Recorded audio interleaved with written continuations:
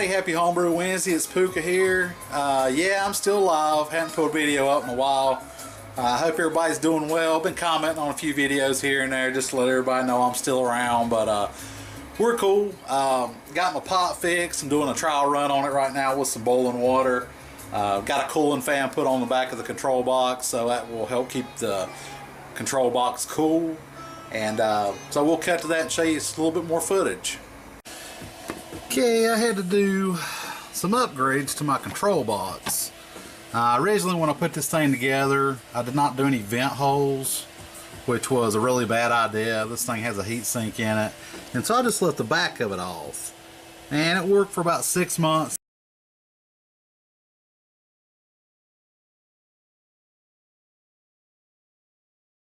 So I went ahead and just got a cooling fan and stuck on the back of it. And this is basically a 220 volt fan. I drilled a little hole in the back of it that's about the same size as the fan and just mounted it to the lid for the fan actually, and then drilled a bunch of holes in the top. The fan runs all the time.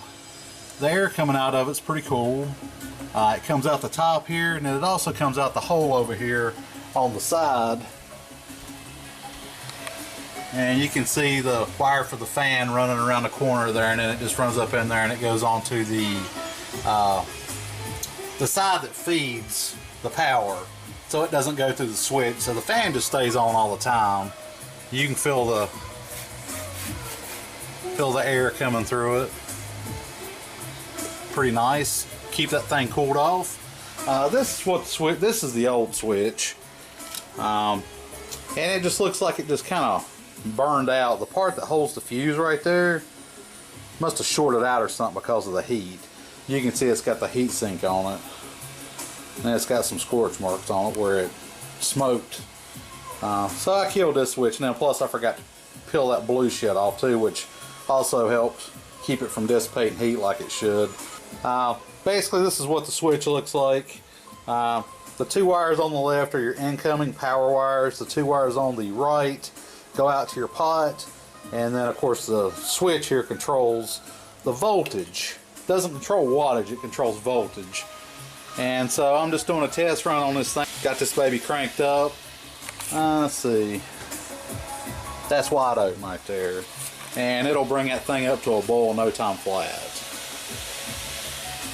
It's 5,500 watts. The thermostat is not in the water, so it's not going to give a reading on that.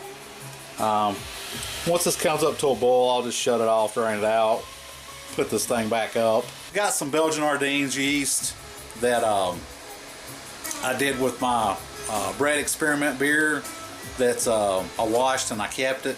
So I'm going to do a Belgian IPA, I think. And then also update on the hop experiment beers. All those showed up, no damage, have been shipped back out. So the guys should be getting them either Tuesday, Wednesday. The farthest one away is Jesse H, Agent Hubcap. He's out in Oregon, so it's going to be Friday before he gets his. So be on the lookout, probably sometime maybe the end of this week or the beginning of next week. Some of these hop review or hop experiment review beers popping up. I'll touch on that a little bit more. I'll put a separate video about that. I've behaved and haven't got into mine yet, but that's been really difficult. Once everybody gets their beers back, we can all do it at the same time. They will be rolling out. So be on the lookout for the hop experiment beer reviews. Gonna wrap this up. I hope you have a good week. I'm pretty happy. I'm back to brewing again. Looks like my pot's working here. I don't see no flames or no lightning shooting out of the box. I'm gonna wrap this up. Hope you're having a good week, and I'll see you guys soon with some more hop experiment videos. Cheers.